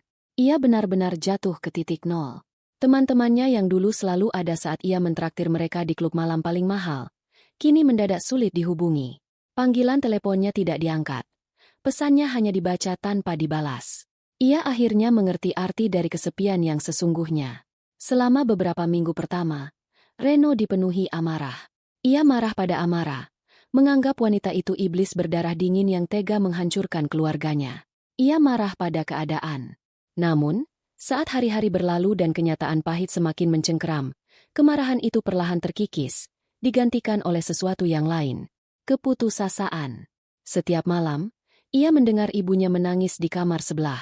Setiap pagi, ia melihat ayahnya yang semakin pendiam dan tatapan matanya semakin hampa. Ia melihat pantulan dirinya di cermin, seorang pria pengangguran yang tidak memiliki keahlian apapun selain menghabiskan uang ayahnya.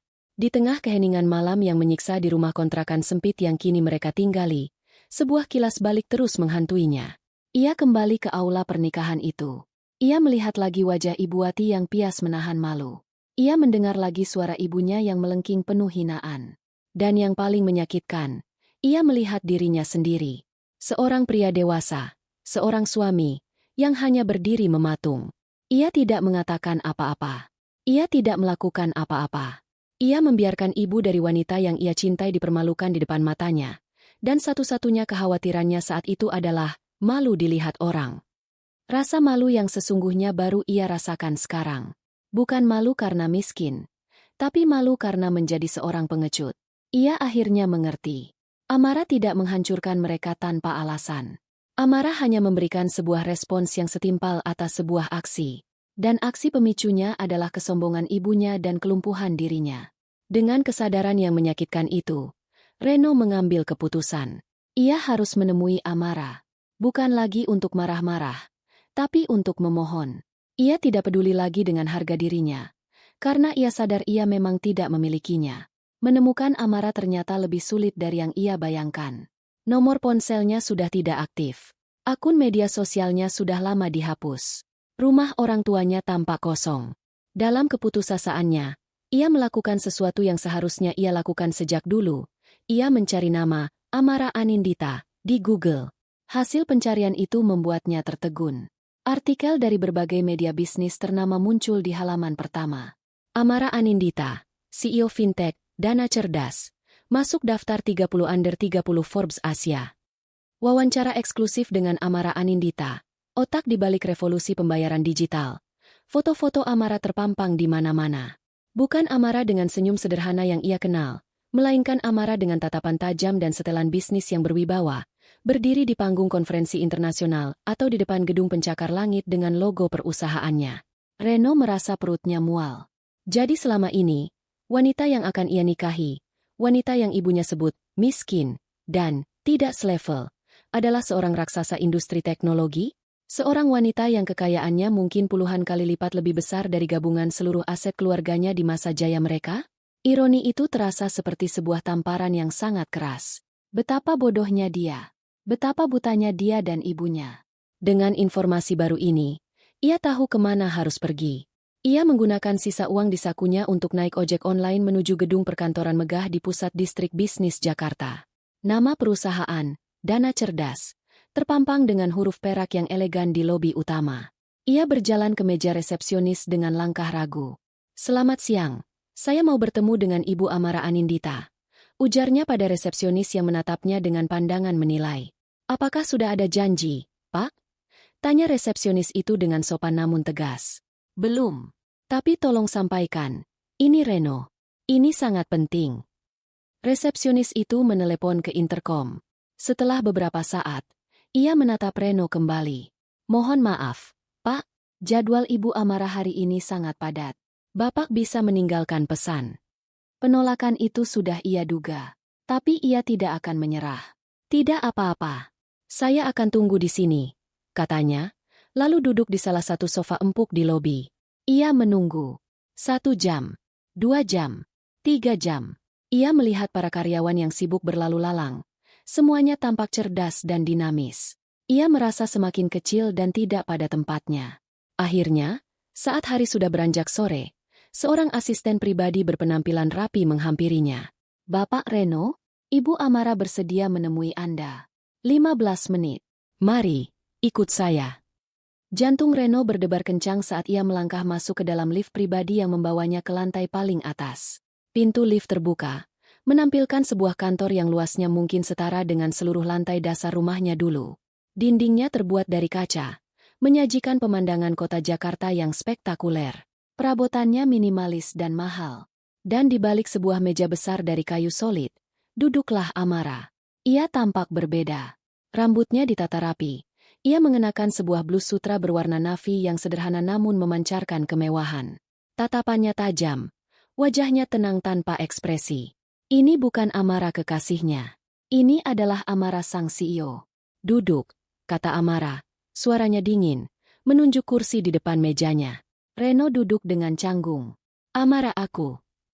15 menitmu dimulai sekarang, potong Amarah.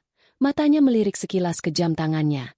Reno menarik napas dalam-dalam, menekan semua rasa gugup dan malunya. Ia harus mengatakan semuanya.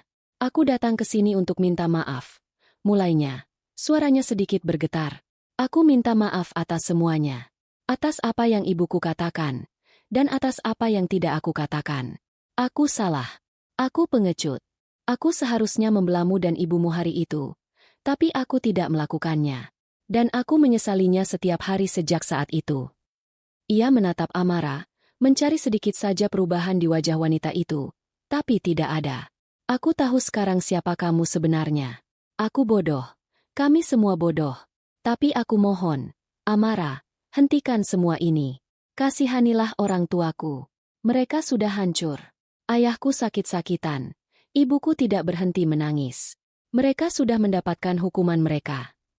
Air mata mulai mengalir di pipi Reno. Ia tidak peduli lagi. Aku mohon padamu, demi cinta yang pernah kita miliki. Aku masih cinta sama kamu, Amara. Aku akan melakukan apa saja untuk memperbaiki ini. Amara mendengarkan semua itu dalam keheningan. Setelah Reno selesai bicara, ia bersandar di kursinya, jemarinya saling bertaut di atas meja. Ia menatap Reno dengan tatapan yang seolah bisa menembus jiwanya. Cinta? Akhirnya Amara angkat bicara. Satu kata itu terdengar seperti ejekan. Cinta yang kamu bicarakan itu sudah mati. Reno, mati di hari pernikahan kita. Kamu yang membunuhnya. Dengan diammu. Ia mencondongkan tubuhnya sedikit ke depan. Kamu datang ke sini meminta maaf bukan karena kamu tiba-tiba tercerahkan. Kamu datang karena duniamu runtuh. Karena kamu kehilangan uangmu, mobilmu, statusmu. Jika hari ini kamu masih hidup nyaman di rumahmu yang mewah, kamu tidak akan pernah ada di sini. Jadi jangan bicara soal penyesalan. Bicaralah soal keputusasaan. Kata-kata Amara menusuk tepat di ulu hati Reno. Kamu kasihan pada orang tuamu? Lanjut Amara. Suaranya tetap datar. Di mana rasa kasihanmu saat ibumu menghina ibuku? Seorang wanita tua yang tidak punya salah apa-apa padanya. Di depan ratusan orang, kamu hanya diam. Dulu kamu diam saat ibuku dihina. Sekarang, rasakan akibat dari diammu. Amara berdiri, berjalan ke arah jendela kaca raksasa, memunggungi Reno. Ini bukan lagi tentang balas dendam, Reno. Ini tentang konsekuensi. Setiap perbuatan ada akibatnya. Inilah akibat dari kesombongan dan kelemahan. Belajarlah untuk hidup dengannya. Ia berbalik. 15 menitmu sudah habis. Tidak ada yang bisa kita bicarakan lagi.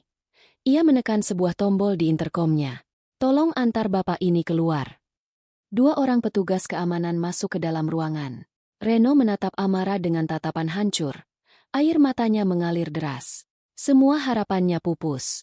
Wanita di hadapannya bukanlah Amara yang dulu. Ia adalah benteng kokoh yang tak mungkin ia tembus.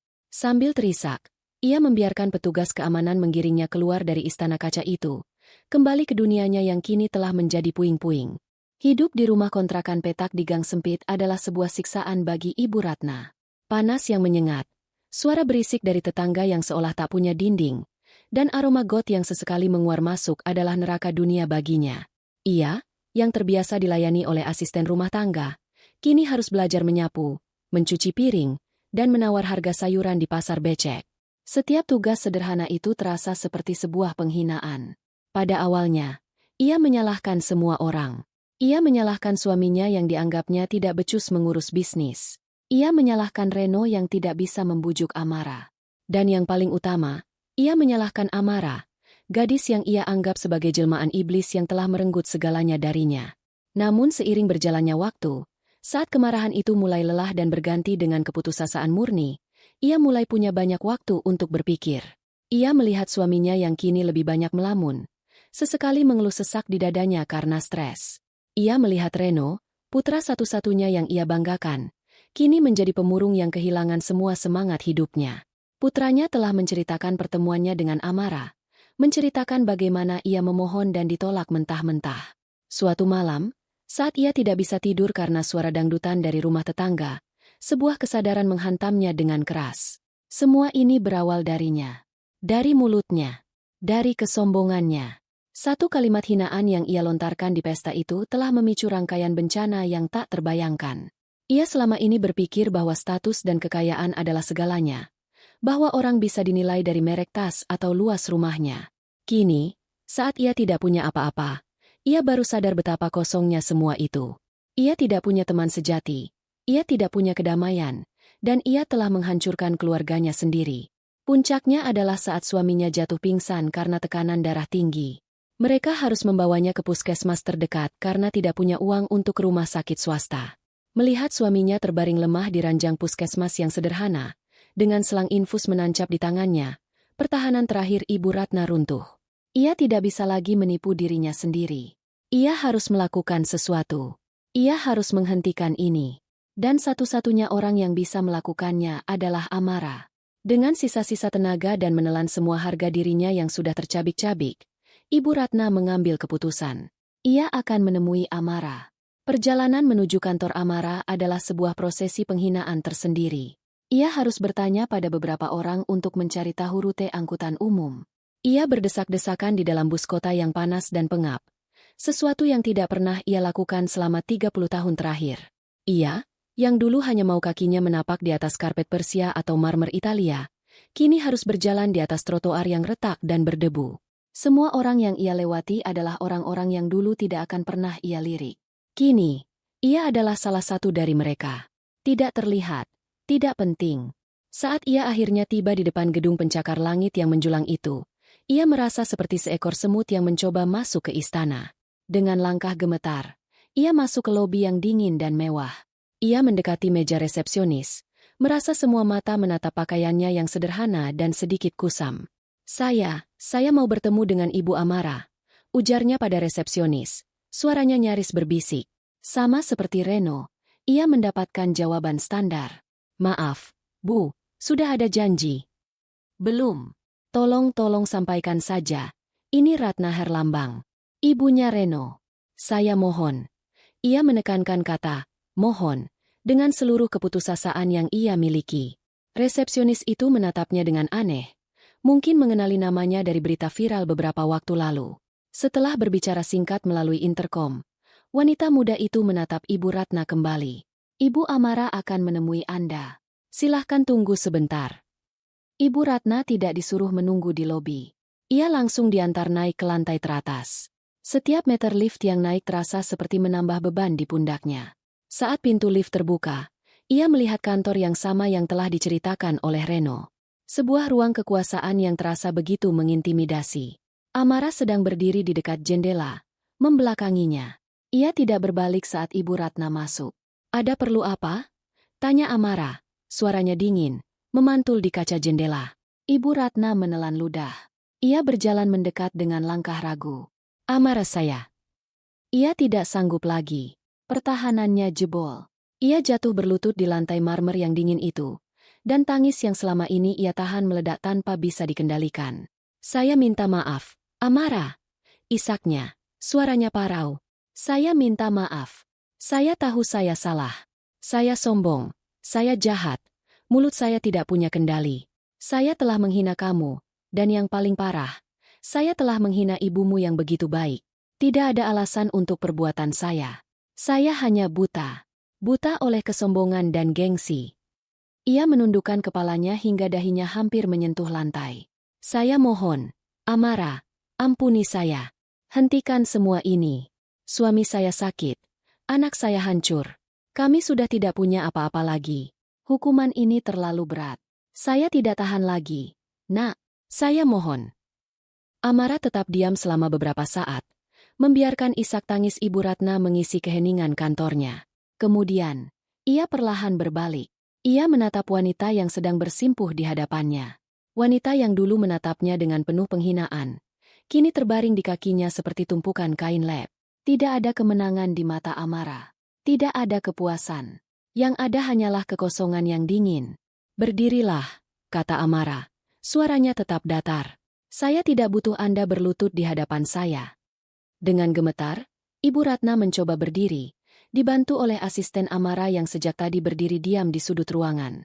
Anda datang ke sini meminta maaf pada saya, lanjut Amara, berjalan mendekat. Tapi maaf dari Anda tidak ada artinya untuk saya. Jantung Ibu Ratna mencelos. Habislah sudah. Ini tidak pernah tentang saya, kata Amara. Matanya menatap lurus ke mata Ibu Ratna yang bengkak. Ini tidak pernah tentang uang. Ini tidak pernah tentang pernikahan yang batal. Ini tentang seorang wanita tua yang datang dengan tulus ke hari bahagia putrinya, dan harus pulang dengan hati yang hancur karena dihina di depan umum. Amara berhenti sejenak, membiarkan kata-katanya meresap. Satu-satunya orang yang bisa memberikan Anda pengampunan, satu-satunya orang yang permintaan maaf Anda berarti untuknya, adalah orang yang telah Anda sakiti. Maksudmu? Bisik Ibu Ratna. Jika penyesalan Anda ini tulus, kata Amara, nadanya menjadi sangat serius. Jika permohonan Anda ini bukan sekadar cara untuk mengembalikan kehidupan nyaman Anda, maka buktikan. Saya mau Anda datang ke rumah ibu saya. Anda temui dia, tatap matanya, dan minta maaflah kepadanya. Amara mencondongkan tubuhnya lebih dekat. Bukan sebagai Ratna Herlambang sang sosialita. Bukan sebagai ibu dari Reno. Tapi sebagai seorang manusia yang telah berbuat salah kepada manusia lain. Lakukan itu dengan jujur dari dasar hati Anda. Hanya itu. Hanya itu satu-satunya syarat saya. Ibu Ratna terpaku. Menghadapi Ibu Wati. Itu adalah hal terakhir dan yang paling menakutkan yang bisa ia bayangkan.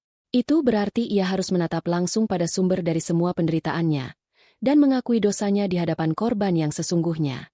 Setelah itu, apakah kamu akan menghentikan ini semua? Tanyanya dengan suara bergetar. Lakukan dulu. Jawab Amara tegas. Buktikan dulu ketulusanmu. Sisanya, kita lihat nanti. Amara melangkah mundur, memberi isyarat bahwa pertemuan telah usai. Sekarang, silakan pergi. Pikirkan baik-baik apa yang akan Anda lakukan. Ibu Ratna berjalan keluar dari kantor itu dengan perasaan campur aduk. Ia merasa sedikit lega karena ada jalan keluar. Namun jalan itu adalah jalan yang paling terjal dan paling memalukan baginya.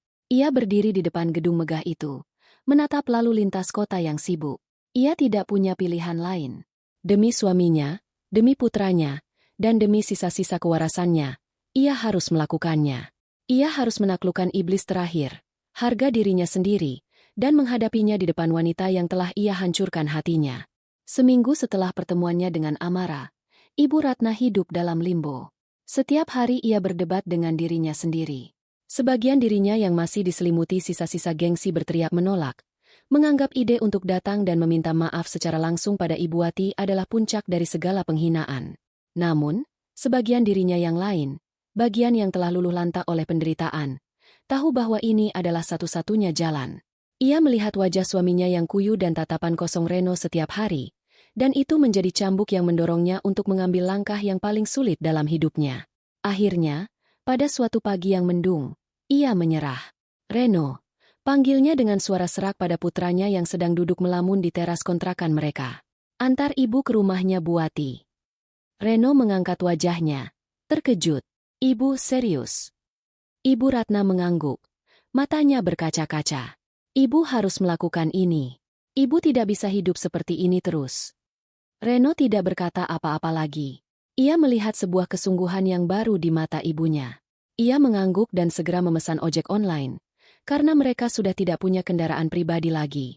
Perjalanan menuju rumah orang tua Amara terasa begitu panjang dan menegangkan. Ibu Ratna duduk di belakang Reno, memeluk pinggang anaknya dengan erat, bukan karena takut jatuh, tapi karena mencari kekuatan. Ia terus merapal doa dalam hati, memohon agar diberi keberanian dan agar hatinya dibersihkan dari sisa-sisa kesombongan. Saat mereka akhirnya tiba di depan rumah bercat krem itu, jantung Ibu Ratna terasa seperti mau copot. Rumah itu tampak sama, namun kini ia melihatnya dengan mata yang berbeda. Bukan lagi sebagai rumah sederhana yang tidak selevel, melainkan sebagai sebuah benteng kedamaian yang kontras dengan neraka yang ia tinggali. Reno mematikan mesin motor. Kita sudah sampai, Bu. Mereka berdiri di depan gerbang yang tertutup selama beberapa menit, mengumpulkan keberanian.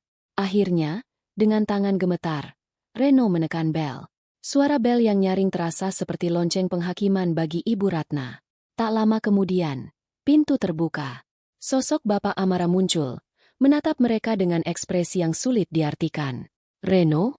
Ibu Ratna? Sapanya, nadanya datar. Selamat pagi, Om. Sapa Reno dengan canggung. Kami ingin bertemu dengan Tante Wati. Ada yang ingin ibu saya sampaikan. Bapak Amara menatap Ibu Ratna dari atas ke bawah. Tatapannya tidak menghina, namun tajam, seolah menelanjangi seluruh jiwa wanita itu. Setelah jeda yang terasa seperti selamanya, ia menghela napas dan membuka gerbangnya lebih lebar. Masuklah, istri saya ada di dalam. Mereka melangkah masuk ke halaman kecil yang asri, lalu masuk ke ruang tamu yang sederhana namun sangat bersih dan rapi. Di dinding, tergantung foto keluarga Amara saat wisuda. Senyumnya begitu lebar dan tulus. Foto itu seakan mengejek Ibu Ratna. Dan di sanalah ia, duduk di sofa, sedang melipat pakaian. Ibu Wati. Saat melihat tamunya, ia tampak terkejut. Ia meletakkan lipatan pakaiannya dan berdiri. Ibu Ratna tidak sanggup lagi menahannya. Ia tidak menunggu dipersilakan duduk. Ia langsung berjalan menghampiri Ibu Wati, dan tanpa mempedulikan Bapak Amara dan Reno yang terpana, ia menjatuhkan dirinya, bersimpuh di lantai dan memeluk kaki Ibu Wati. Bu Wati, saya minta maaf. Isaknya. Air mata membanjiri wajahnya. Saya minta maaf. Bu, saya tahu saya tidak pantas dimaafkan. Saya telah menghina ibu. Saya telah menyakiti hati ibu dan keluarga ibu. Saya jahat. Bu, saya sombong, mulut saya kotor. Ia tidak bisa merangkai kalimat dengan benar. Yang keluar hanyalah potongan-potongan penyesalan yang tulus. Lahir dari penderitaan berbulan-bulan. Saya tidak minta apa-apa. Bu, saya hanya ingin ibu tahu bahwa saya sangat menyesal. Saya menyesalinya setiap detik. Saya pantas menerima semua hukuman ini. Maafkan saya, Bu. Maafkan saya. Ibu Wati tampak begitu syok melihat pemandangan itu. Ia mencoba menarik Ibu Ratna untuk berdiri, namun wanita itu menolak, terus menangis sambil memegangi kakinya. Bapak Amara hanya berdiri diam, membiarkan proses itu berjalan. Reno pun ikut meneteskan air mata, menunduk dalam-dalam. Dengan sedikit tenaga, Ibu Wati akhirnya berhasil menarik Ibu Ratna berdiri. Ia mendudukkan wanita yang masih terguncang itu di sofa. Ia masuk sebentar ke dapur, lalu kembali dengan segelas air putih hangat dan menyodorkannya pada Ibu Ratna. Minum dulu, Bu. Tenangkan diri Ibu. Ibu Ratna menerima gelas itu dengan tangan gemetar, meminumnya sedikit. Setelah keheningan yang panjang, di mana yang terdengar hanyalah sisa isak tangis Ibu Ratna, Ibu Wati akhirnya angkat bicara. Suaranya lembut, seperti biasanya. Bu Ratna, mulainya. Ia menatap lurus ke mata tamunya itu. Apakah ibu tahu kapan saya memaafkan ibu? Ibu Ratna menggeleng lemah. Saya memaafkan ibu tepat di hari itu juga, lanjut Ibu Wati. Saat di dalam mobil perjalanan pulang dari pesta pernikahan itu. Saat itu hati saya memang sakit. Sebagai manusia biasa, tentu saya merasa terhina. Tapi kemudian saya berpikir, jika saya terus membawa rasa sakit dan dendam ini, maka saya yang akan rugi. Hati saya akan menjadi berat. Setiap malam saya tidak akan bisa tidur nyenyak. Setiap makan akan terasa hambar. Jadi, demi kedamaian hati saya sendiri, saya memutuskan untuk melepaskannya. Saya serahkan semuanya pada yang di atas. Ia tersenyum tipis. Saya memaafkan ibu bukan karena ibu datang dan meminta maaf hari ini. Saya sudah memaafkan ibu sejak lama. Untuk diri saya sendiri. Pengakuan itu terasa lebih menohok bagi Ibu Ratna daripada amarah atau makian. Kebesaran hati wanita di hadapannya ini membuat kesombongannya di masa lalu tampak semakin kerdil dan memalukan. Tapi semua yang telah terjadi pada keluarga saya. Bisik Ibu Ratna. Itu urusan lain. Potong Bapak Amara yang akhirnya angkat bicara. Suaranya tetap tegas namun tidak lagi dingin. Itu adalah konsekuensi. Itu adalah urusan antara anak saya, Amara, dengan keluarga ibu. Tapi urusan hati antara istri saya dan ibu, istri saya sudah menyelesaikannya sejak dulu. Ibu Wati mengulurkan tangannya, meraih tangan Ibu Ratna dan menggenggamnya. Berdirilah, Bu. Jangan lagi merendahkan diri seperti ini. Kita semua pernah berbuat salah. Yang penting adalah kita belajar darinya. Saya sudah tidak punya beban apa-apa lagi terhadap ibu. Saya harap, dengan ini, beban di hati ibu juga bisa terangkat. Saat itulah, sebuah pintu kamar terbuka. Amara muncul. Ia ternyata ada di rumah selama ini, mendengarkan semuanya dari kamarnya. Ia tidak ingin campur tangan. Ini adalah momen antara kedua ibu itu. Melihat Amara, Ibu Ratna kembali tegang. Ia menatap Amara dengan tatapan takut, seolah menunggu vonis akhir. Amara berjalan mendekat. Ia menatap ibunya yang sedang menggenggam tangan wanita yang telah menghinanya. Ia melihat ketulusan di mata ibunya, sebuah ketulusan yang memancarkan kekuatan luar biasa. Lalu ia menatap Ibu Ratna, yang kini tampak seperti manusia yang rapuh dan kalah. Api balas dendam di dalam hati Amara yang selama ini berkobar hebat, perlahan-lahan padam. Disiram oleh kelembutan dan kebesaran hati ibunya. Ia menyadari sesuatu. Tujuannya bukanlah untuk melihat Ibu Ratna menderita. Tujuannya adalah untuk mengembalikan harga diri ibunya. Dan hari ini, Harga diri itu telah terpulihkan dengan cara yang paling indah. Bukan dengan uang, bukan dengan kekuasaan, tapi dengan sebuah pengakuan tulus dan pengampunan yang membebaskan. Amara tidak tersenyum. Tapi tatapannya yang sedingin es kini sedikit menghangat. Ia tidak mengatakan, "Saya maafkan Anda." Ia tidak perlu. Ia hanya mengangguk pelan ke arah Ibu Ratna. Sebuah anggukan yang menandakan bahwa semuanya telah selesai. Hutang telah lunas terbayar. Perang telah berakhir. 6 bulan berlalu sejak hari yang penuh air mata di ruang tamu rumah keluarga Amara. Musim telah berganti. Begitu pula dengan kehidupan orang-orang yang terlibat dalam drama itu. Badai telah reda, menyisakan langit yang bersih dan kesempatan untuk menumbuhkan tunas-tunas baru di atas tanah yang telah porak-poranda. Amara tidak mengembalikan kekayaan keluarga Herlambang. Ia tahu, itu hanya akan membuat mereka kembali ke kebiasaan lama. Pelajaran yang mereka dapatkan dengan susah payah akan menjadi sia-sia. Namun, ia bukanlah monster. Setelah melihat ketulusan penyesalan Ibu Ratna dan kehancuran keluarganya, ia melakukan satu hal kecil secara anonim. Melalui salah satu koneksinya, ia mengatur agar Bapak Anwar, yang kini kesehatannya mulai pulih, mendapatkan tawaran pekerjaan sebagai manajer pengawas di sebuah proyek konstruksi skala menengah. Gajinya tidak besar, namun cukup untuk hidup layak dan, yang terpenting, mengembalikan harga dirinya sebagai seorang pria dan kepala keluarga. Untuk Reno, Amara memberinya jalan yang lebih terjal. Ia mengatur agar Reno diterima bekerja di salah satu gudang logistik milik rekanan perusahaannya. Sebuah pekerjaan kasar yang menuntut fisik dan disiplin. Amara ingin Reno belajar arti kerja keras dari titik paling bawah, merasakan bagaimana rasanya mendapatkan uang dari keringatnya sendiri. Sebuah proses pendewasaan yang tidak pernah ia dapatkan seumur hidupnya. Keluarga Herlambang kini tinggal di sebuah rumah sederhana di pinggiran kota. Mereka hidup pas-pasan, namun anehnya, suasana di dalam rumah mereka terasa lebih hangat. Tidak ada lagi kepura-puraan. Ibu Ratna telah berubah total. Ia menjadi wanita yang lebih pendiam, lebih rajin beribadah, dan sangat menghargai setiap rupiah yang dihasilkan oleh suami dan anaknya. Mereka sedang dalam proses penyembuhan, membangun kembali hidup mereka di atas fondasi kejujuran dan kerendahan hati. Sementara itu, kehidupan Amara sendiri mencapai puncak baru. Perusahaannya, Dana Cerdas, berhasil mendapatkan suntikan dana raksasa dari investor internasional, membuatnya menjadi salah satu unicorn teknologi termuda di Asia Tenggara. Namun, kesuksesan itu tidak lagi terasa sama.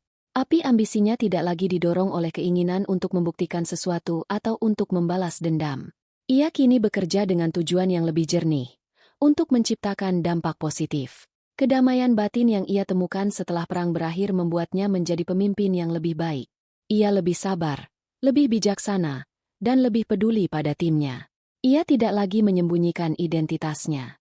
Ia membiarkan dunia tahu siapa dirinya.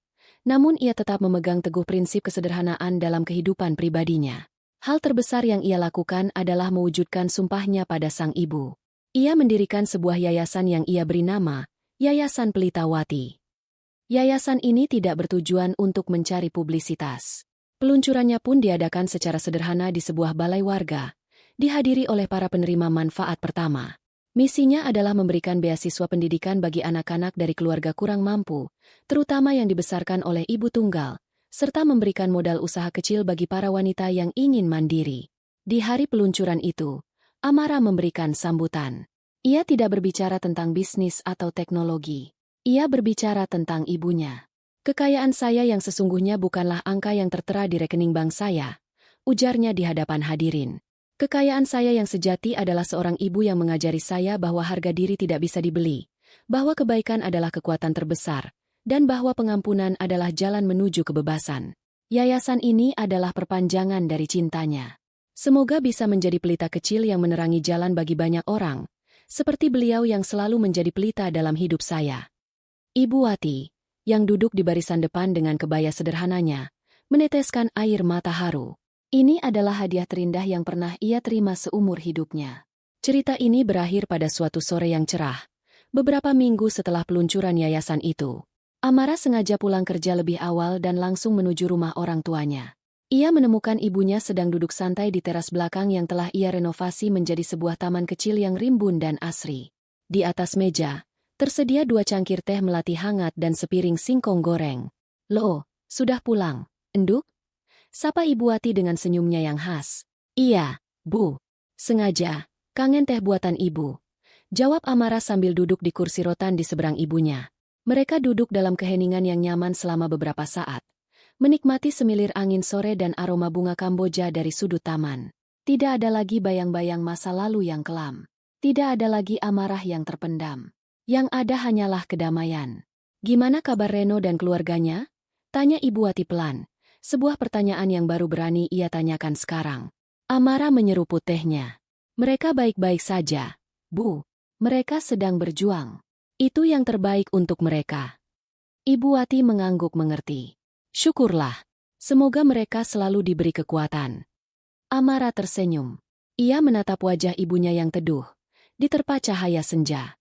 Wajah yang sama yang ia lihat di hari pernikahannya yang hancur. Namun kini, senyum di wajah itu terasa begitu penuh, tanpa beban, tanpa kesedihan yang tersembunyi.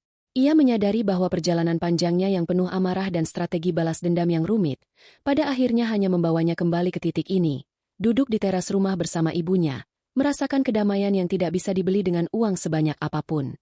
Ia telah menang, bukan dengan menghancurkan musuhnya, tetapi dengan menemukan kembali dirinya sendiri melalui kebesaran hati ibunya. Tehnya enak, Bu, kata Amara lembut.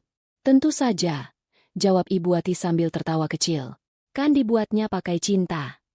Amara ikut tertawa. Di tengah taman kecil itu, di bawah langit senja yang mulai memerah, fajar yang baru telah benar-benar merekah dalam hidupnya.